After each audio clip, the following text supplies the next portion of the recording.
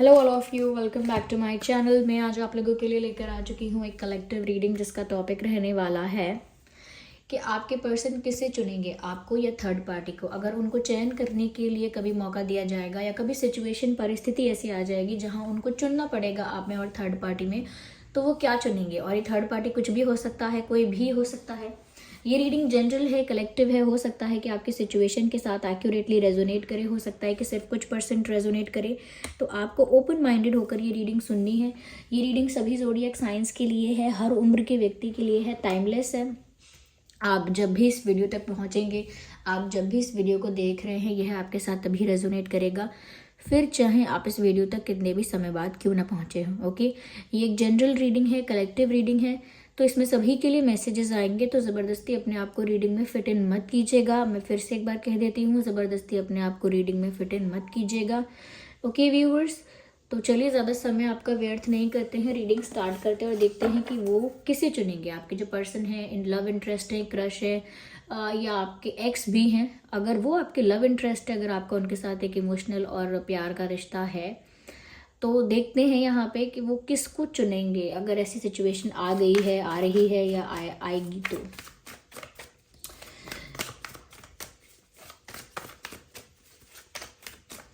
चलिए देखते हैं। अपने आप ये कार्ड अनफोल्ड हुआ है, विच इज़ 2 ऑफ पेंटिकल्स। तो दो सिचुएशन की बात तो यहाँ पर अपने आप ही आ गई, सबसे पहले ही आ गई, प्रश्न करते ही ये कार्ड आ गया। And the second card is of Ace of Wands, which is good, nice. No, I need one card at one time. Wow, interesting. ये भी ये कार्ड यहाँ अनफोल्ड हुआ है, which is of Magician. क्या बात है। चलिए एक कार्ड और लेंगे, one card at a time. Except love, beautiful. I think viewers के ये प्रश्न जिसने भी पूछा है, यानी कि जिसके भी मन में है ऐसा प्रश्न, या जो भी ऐसे टॉपिक को कमेंट में लिख के सजेस्ट करते हैं लोग, उनके लिए तो यहाँ स्पष्ट उत्तर आया है। मैं क्या ही कहूँ। लवर्स का कार्ड आ गया, एस ऑफ वैंड्स का कार्ड आ गया, मैजिशियन का भी कार्ड आ गया और एक्सेप्टिंग लव का भी कार्ड आ गया है ऑफ कोर्स। और ये कार्ड इस 2 ऑफ पेंटिकल्स को क्लैरिफाई करता चला जा रहा है। ये इसको एक्सप्लेन कर रहा है, एलैबोरेट कर रहा है कि दो रास्ते जब आएंगे, दो ऑप्शंस जब आएंगे, दो परिस्थितियाँ जब बन जाएंगी, तो आपके पर्सन जो है वो क्या फैसला लेंगे। I think it's very clear. फिर भी मैं आपको सब यहाँ पर क्लैरिफाई करती हूँ, एक एक चीज़ बताती हूँ जो यहाँ पर विजिबल है। पहले इनको अरेंज करते हैं। ओके, सबसे पहले व्यूअर्स मैं यहाँ पर ये बोलना चाहूँगी कि ये 2 ऑफ पेंटिकल्स का ही कार्ड बता रहा है कि यहाँ पर एक से ज़्यादा ऑप्शंस हैं। Of course there is third party, और वो थर्ड पार्टी आपके पर्सन का करियर भी हो सकता है। ओके, उनका करियर हो सकता है, उनकी फैमिली हो सकती है, और हो सकता है कि उनकी कोई रिस्पॉन्सिबिलिटी है, उनका पास्ट है, उनका कोई कमिटमेंट है, उन्होंने कोई कॉम्प्रोमाइज़ किया है या कहीं स्टक हो गए हैं, या फाइनेंशियल कोई ऑब्लिगेशन हो सकती है, किसी तरह का प्रेशर भी हो सकता है, फैमिली का भी हो सकता है, फाइनेंसिस का भी हो सकता है, एनीथिंग। तो थर्ड पार्टी एक पर्सन भी हो सकता है, ग्रुप ऑफ पीपल भी हो सकता है, और सच में इनके जीवन की कोई कठिन परिस्थिति भी हो सकती है। ओके, या फिर फैमिली में कोई एक मेंबर हो, ऐसा भी हो सकता है। तो यहाँ पर यस, इनकी लाइफ में ऐसे दो चीज़ें तो हैं, और अब तक ऐसा लगता है कि जैसे दोनों चीज़ों को ये इंसान जगल करता हुआ आया है, या दोनों चीज़ों को एक साथ मैनेज करना, बैलेंस करना, कि ये भी थर्ड पार्टी में इस सिचुएशन को भी हैंडल करते रहें और अपनी लव लाइफ को भी एक साथ हैंडल करते रहें, बैलेंस मेंटेन करके चलें। तो ये चीज़ इन्होंने आई थिंक बहुत समय से हैंडल की है, मैनेज की है, बैलेंस की है, और बहुत स्मार्टली बैलेंस किया है। लेकिन अगर ये है कि कभी चुनना पड़ जाएगा, तो उनके दिल में सब कुछ क्रिस्टल क्लियर है। क्योंकि थर्ड पार्टी जो है सिर्फ एक ऑब्लिगेशन मात्र है। अगर फैमिली की तरफ से भी कोई प्रेशर है, तो ऐसा नहीं है कि उनका कोई अग्रीमेंट है, वहाँ पे वो अग्री करते हैं या उस चीज़ में बहुत ज़्यादा शामिल हैं कि हाँ ठीक है, फैमिली जो कह रही है बस मैं वही बात मुझे सही लग रही है, ऐसा नहीं है।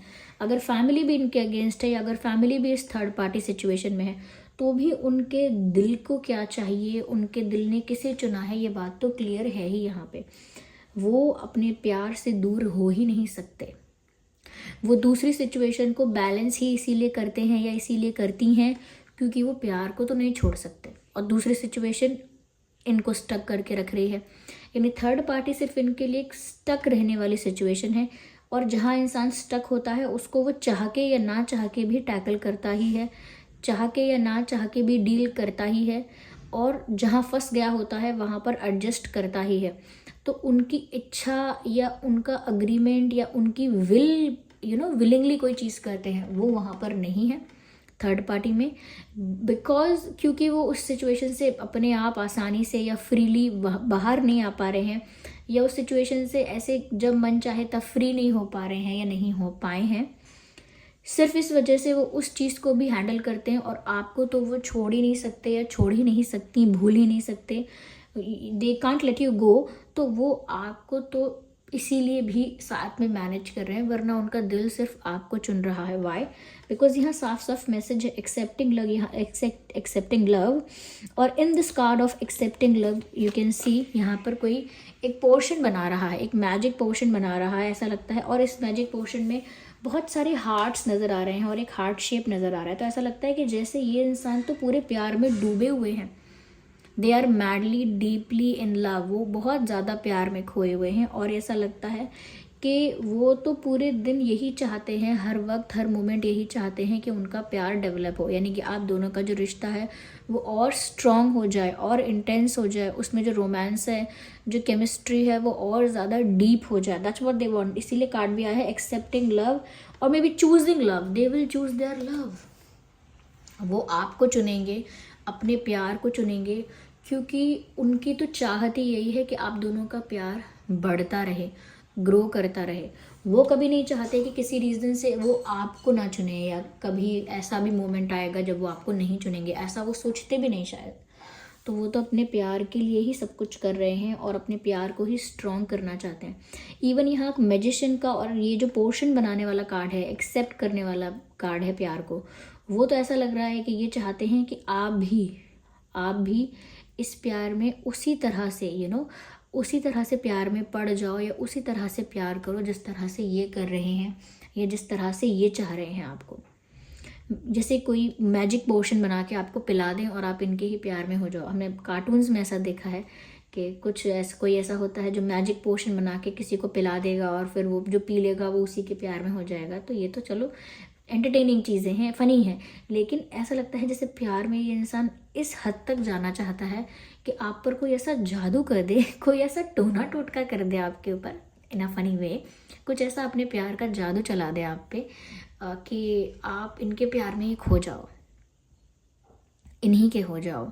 और मैजिशियन का कार्ड भी यहाँ पर बताता है कि जैसे ये मैनिफेस्ट भी कर रहे हैं, ओके, एक्शन नहीं ले रहे, but they are manifesting you from far away. आपको लॉ ऑफ अट्रैक्शन से अट्रैक्ट कर रहे हैं अपनी लाइफ में, बाय द वे। चाहे उनको वो लॉ ऑफ अट्रैक्शन के बारे में पता है नहीं पता है, लेकिन उनको एनर्जेटिकली आपको अट्रैक्ट करना बखूबी समझ में आ रहा है, अच्छे से आ रहा है। तो ये तो उल्टा आपको अपनी लाइफ में और अट्रैक्ट करना चाहते हैं और मैनिफेस्ट करना चाहते हैं। ये यूनिवर्स से आपको मांग लेते हैं, ओके, सीधी तरह से नहीं, सामने से अगर मेहनत करके, स्ट्रगल करके, अप्रोच करके, प्रपोज करके नहीं भी काम बनेगा, तो ये मैनिफेस्ट कर रहे हैं आपको, ये आपको यूनिवर्स से मांग रहे हैं। That is clearly visible. तो वो अपने प्यार को ही चुनेंगे और वो चाहते हैं कि आप भी हर बार ऐसी कठिन परिस्थिति में अपने प्यार को ही चुनो। They want you to do the same. और ये इंसान तो व्यूअर्स ऐसा लगता है कि जैसे आप इनकी लाइफ में एक मैजिक की तरह आए हो, क्योंकि उनका ये जो डिज़ायर है आपके लिए, या मैं अगर साफ साफ कहूँ ये जो ऑब्सेशन है आपके लिए, ये तो विजिबल है इधर। और बिना कोई एक्शन लिए अपने प्यार को बढ़ाने की ताकत है इनमें, यानी बिना बहुत ज़्यादा हाथ पैर मारे वो इस रिश्ते को स्ट्रॉन्ग रखना चाहते हैं, रख सकते हैं। तो यस, ये तो अब आपको अपनी तरफ अट्रैक्ट कर रहे हैं, आपको मैनिफेस्ट कर रहे हैं, पूरी तरह से आपको अपने प्यार में ही देखना चाहते हैं। और जब जब सिचुएशन ऐसी आएगी जहाँ दो ऑप्शंस या दो रास्ते बनेंगे, they will choose you and only you. Their heart will choose you and their heart has chosen you. उनके दिल ने तो आपको चुन ही लिया है, ओके। यहाँ पर ऐसा भी लगता है व्यूअर्स कि चाहे यहाँ पर देखिए, क्योंकि लवर अब मैं एक बात को एक्सप्लेन करने निकलती हूँ, दूसरी बात उजागर होने लगती है।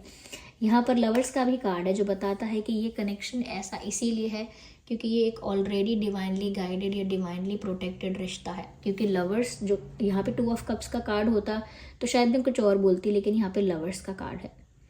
ऐसा लगता है कि ये जो रिश्ता है ये आत्माओं का है, 2 सोल्स का है।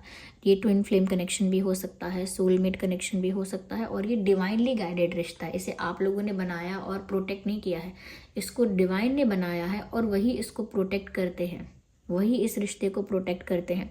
तो डिवाइनली गाइडेड, डिवाइनली प्रोटेक्टेड ये कनेक्शन है। और ये कनेक्शन इतना सोलफुल है कि बहुत ज़्यादा चांसेस हैं आप लोगों के सोलमेट्स होने के या ट्विन फ्लेम्स होने के। तो आप लोग ऑलरेडी एक साथ हैं। यहाँ पे छोटी मोटी सिचुएशंस में मुझे चुनेंगे नहीं चुनेंगे ऐसा पूछना ही व्यर्थ है।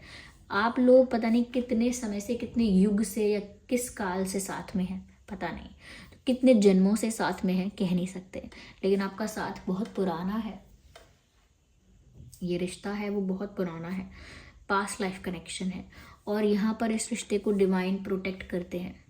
ओके तो ये रिश्ता तो बहुत स्ट्रांग है और ये सोलफुली बहुत स्ट्रांग है। फिजिकली आप लोगों की मीटिंग्स इतनी ना हो, फिजिकली इतना डेट पर ना जाए एक दूसरे के साथ, घूमना फिरना हैंग आउट इतना ज़्यादा ना हो पाए, तो भी मैंने कहा ना, बिना हाथ पैर मारे, बिना कुछ किए रिश्ता बहुत स्ट्रांग है। And they know that, they are in you, they are deeply into you. यहाँ पर ऐसा भी लगता है कि वो तो डिसाइड कर चुके हैं, अब क्या चुनना, अब क्या पूछ रहे हैं, अब क्या चुनेंगे वो। They have already decided in their mind, अपने दिमाग में उन्होंने डिसाइड कर लिया है, अपने दिमाग में उन्हें पूरी क्लैरिटी है कि उनका जो डिसीजन है वो आप ही के लिए है, आप ही की तरफ है, आप ही की ओर है। ओके ऐसा लगता है कि आपको चुनना उनके लिए कोई बहुत ज़्यादा सोचने वाली बात नहीं है। वो तो मौका मिले तो वो अभी कुछ स्ट्रॉन्ग डिसीजन ले लें और कोई स्ट्रॉन्ग ऑफर आपको दें या कोई सॉलिड ऑफर आपको दें, क्योंकि एस ऑफ वैंड्स का भी कार्ड है। They are very much and highly attracted to you. जिस पर्सन के लिए भी आप ये रीडिंग देख रहे हैं ना, ये आपकी तरफ बहुत ज़्यादा अट्रैक्टेड है।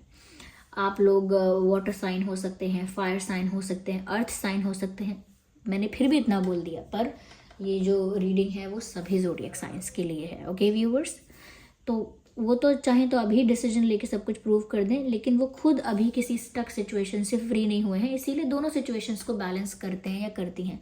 पर थर्ड पार्टी में उनको ऐसा कोई भी विलिंगली कुछ करना या विलिंगली थर्ड पार्टी की चीज़ों को एक्सेप्ट करना या थर्ड पार्टी की बातों को या थर्ड पार्टी सिचुएशंस में अपने आप को इन्वॉल्व रखना या बहुत ज़्यादा उसमें अग्री होना या बहुत ज़्यादा उसको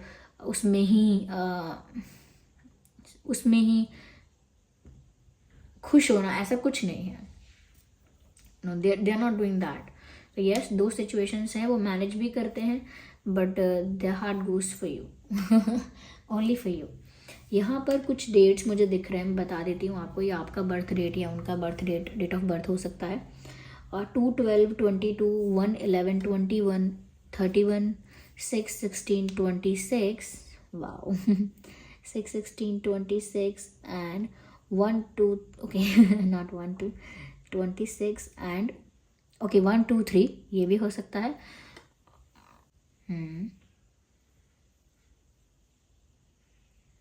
1 2 3 4, आई थिंक 4/14/24, ये कुछ डेट्स हैं जो आपका या उनका बर्थ डेट हो सकता है।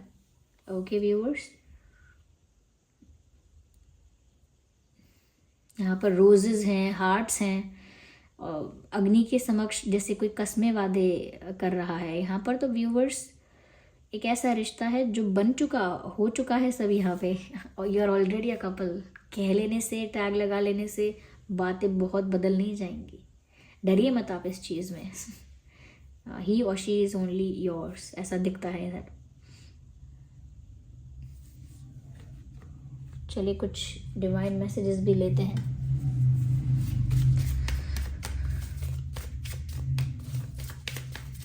देखते हैं क्या है। With in the next few weeks means कि अभी आने वाले कुछ हफ्तों में, आने वाले कुछ हफ्तों में आपको डेफिनेटली कुछ ऐसा इनकी तरफ से जेस्चर या कुछ ऐसा साइन या कुछ ऐसा तो ज़रूर होने वाला है आप लोगों के बीच, जिससे आपको पता लगेगा कि ये पर्सन आपको ही चुन रहे हैं, आपको ही चाह रहे हैं और कुछ आगे डेवलपमेंट हो रहा है, कुछ आगे ग्रो हो रहा है आपका कनेक्शन। ये अगले आने वाले कुछ हफ्तों में आपको ये चीज़ का साइन या कुछ हिंट मिल जाएगा। ये सच में कुछ हो ही जाएगा अगले आने वाले कुछ हफ्तों में। कोई सरप्राइज़ ऐसा मिल सकता है, कोई सरप्राइज़ ऐसा इनकी तरफ से आपको मिल सकता है जिससे आप बहुत खुश हो जाओ। फ्यूचर को लेकर यहाँ बहुत सारी बातें हैं, अगले कुछ हफ्तों में भी कुछ हो सकता है और फिर आज से 1 साल बाद बहुत मेजर कुछ आप लोगों के रिश्ते में होगा, जैसे शादी होगी या आई डोंट नो कुछ ऑफिशियल चीज़ें हो जाएंगी, रिश्ता सीरियस भी हो सकता है काफ़ी, जैसे शादी की बातें होना एंड ऑल दैट, या कुछ और भी एक बड़ा टर्निंग पॉइंट आ सकता है। मैंने तो सिर्फ कुछ एग्जाम्पल दिए हैं, और भी कोई मेजर टर्निंग पॉइंट आ सकता है, कोई बड़ा बिग इवेंट हो सकता है। तो आज से 1 साल बाद शायद हो सकता है शादी वादी हो या कुछ ऐसा हो जाए, लेकिन हाँ आने वाले कुछ हफ्तों में तो आप कोई चेंज देख रहे हैं, कोई सरप्राइज देख रहे हैं। Okay, I need one card, just one at a time.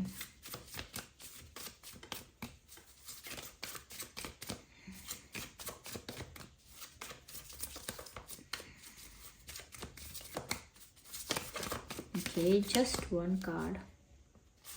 Okay. तो अगर आज सिचुएशन अच्छी नहीं है तो उसके लिए भी मैसेज आया है, the situation will improve. This situation is not going to be the same forever. एक जैसा नहीं रहेगा सब कुछ, परिस्थिति बदलने वाली है और किस वे में बदलेगी, इम्प्रूव।